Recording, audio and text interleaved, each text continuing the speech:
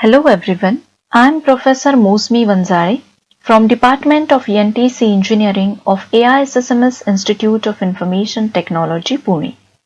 Today I am going to explain the operating principle of a load cell. Firstly, let us see what is a load cell.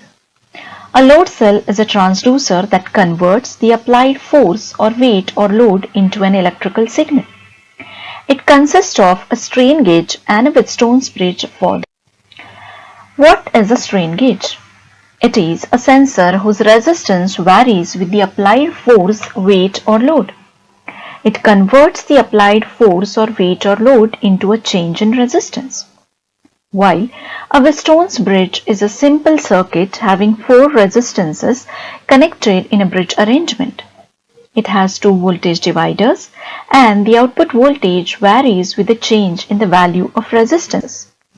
Now let's see how does the strain gauge work.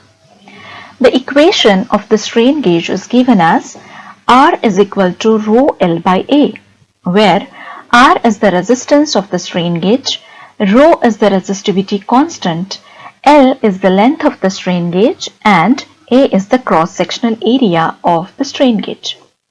From this equation, it is clear that the resistance is directly proportional to the length of the strain gauge. This diagram shows us that the strain gauges are attached to the upper and lower surfaces of the load cell. When load or weight is applied on the load cell, the strain gauges attached to the upper surfaces experience tension. Due to tension, the length of the strain gauge increases, and this also increases the resistance of the strain gauge because it is directly proportional to the length, as seen from the equation. While the strain gauges attached to the lower surface of the load cell experience compression. Due to compression, the length of the strain gauge decreases, which also decreases its resistance. We can see that the strain gauge basically converts the force or weight or load into a change in resistance. But at the output of the load cell, we need an electrical signal. To convert the change in resistance into an electrical signal or a change in voltage, we need a Wheatstone's bridge. This figure shows the Wheatstone's bridge arrangement. It consists of four resistances. Now these resistances will be replaced by the strain gauges attached on the upper and lower surfaces of the load cell.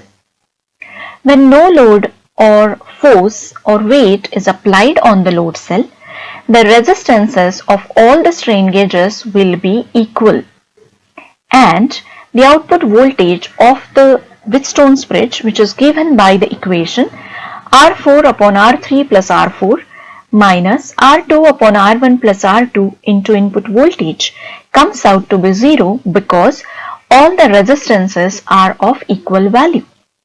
When we apply load or force or weight on the load cell, we see that the strain gauges attached on the upper surface will experience tension or elongation, and hence these resistances are increased.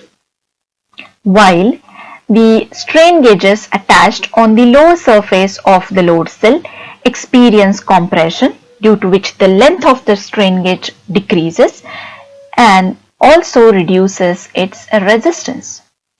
Now, due to application of the load, there is change in the resistance observed. The resistances attached on the upper surface of the load cell increase in the value, while the resistances attached to the lower surface of the strain gauge decrease in their values.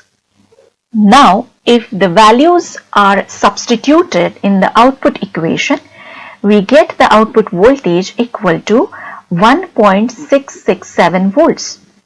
Now we can see that when no load was applied, the output voltage was equal to 0 because all the resistances were of equal value. But after application of the load or weight, the resistances R1 and R4 have increased, while the resistances R2 and R3 have decreased, resulting into a change in voltage from 0 to a new value that is 1.667 volts. So we can see that the new voltage or this change in voltage is proportional to the applied load or weight. Thus, a strain gauge in the load cell converts the applied force or weight or load into change in resistance, and the Wheatstone's bridge converts this change in resistance into change in output voltage. Hence, we can say that the change in output voltage of the load cell is proportional to the applied load.